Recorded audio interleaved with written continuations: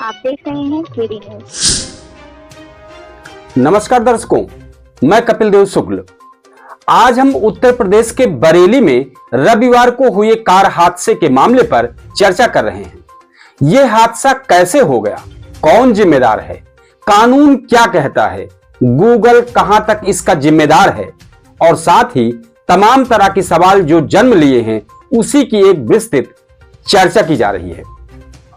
बरेली में हुए हादसे पर लोक निर्माण विभाग के 4 लोगों के खिलाफ नामजद मुकदमा दर्ज हुआ है।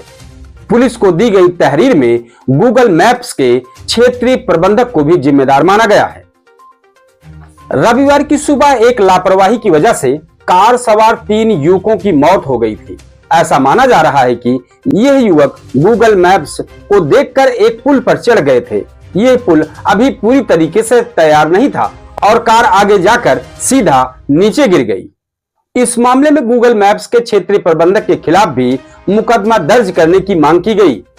इस बीच गूगल के प्रवक्ता ने कहा कि वो इस मामले की जांच में सहयोग करेंगे। दातागंज के नायब तहसीलदार ने इस मामले में मुकदमा दर्ज कराया है।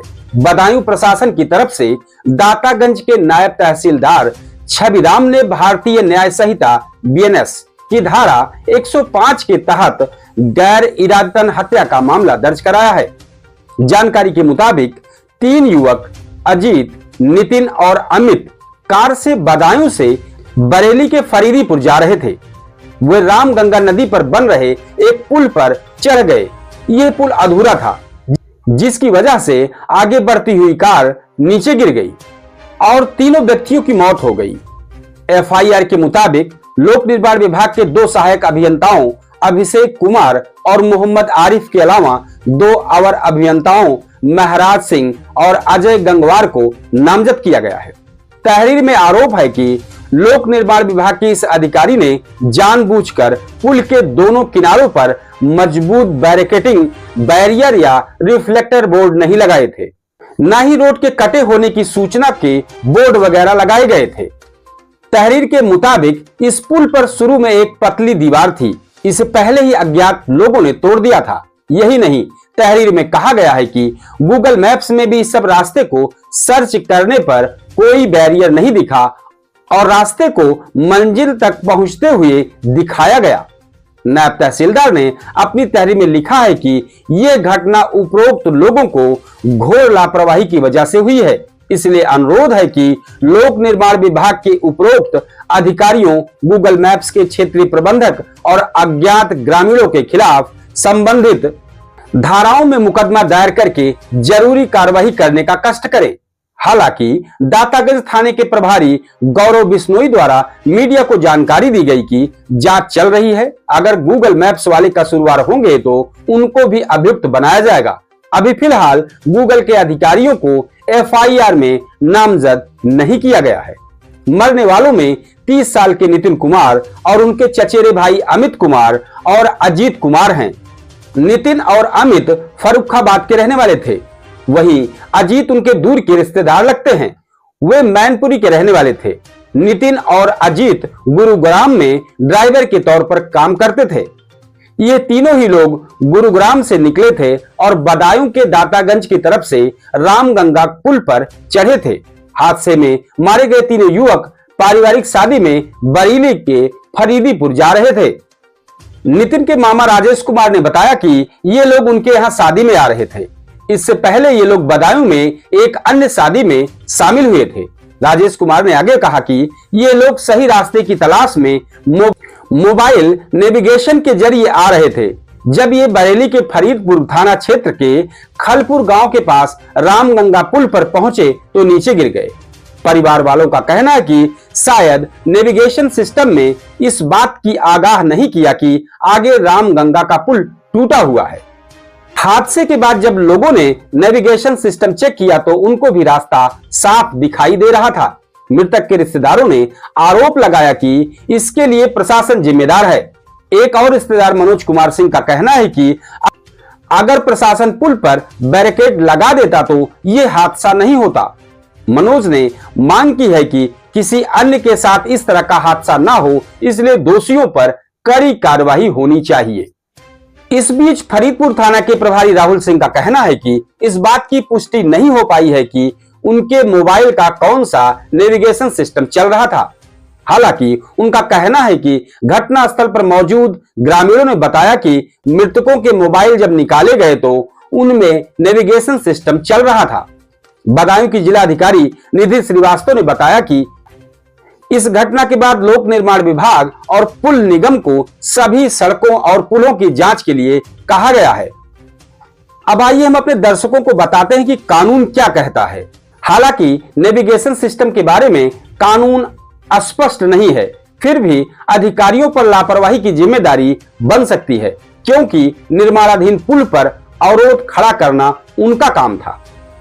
इलाहाबाद हाई कोर्ट की लखनऊ बेंच में वकालत करने वाले एक अधिवक्ता का कहना है कि आईटी एक्ट की धारा 79 गूगल मैप्स जैसे डिजिटल प्लेटफॉर्म को एक मध्यस्थ का दर्जा देती है।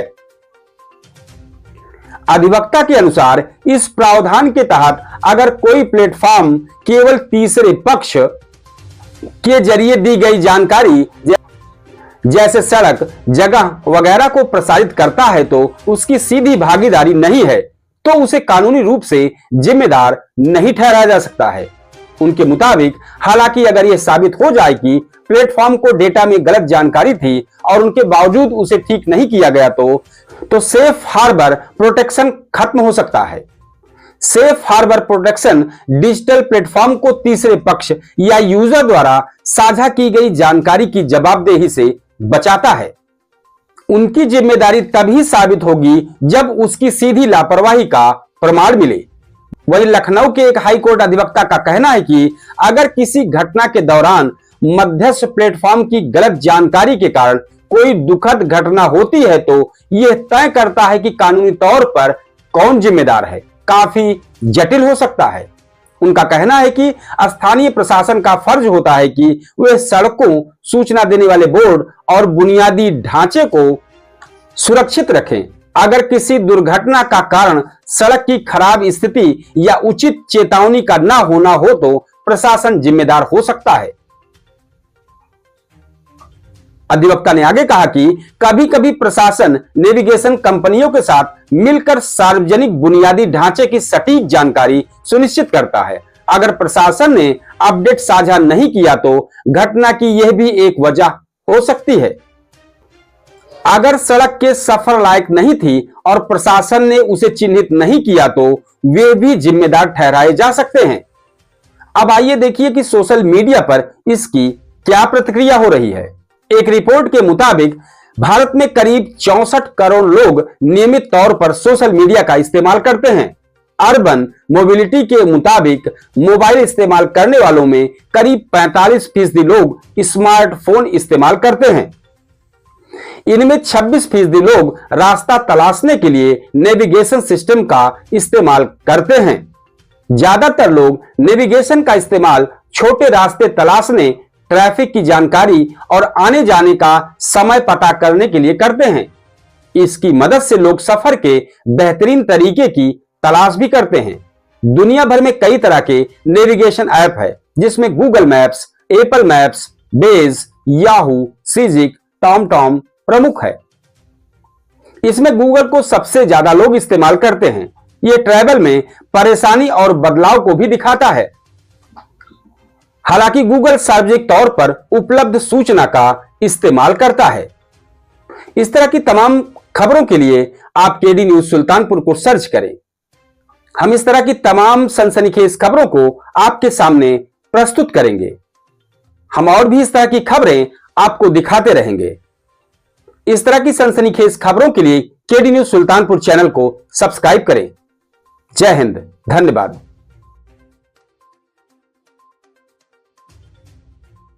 आप देख रहे हैं केडी न्यूज।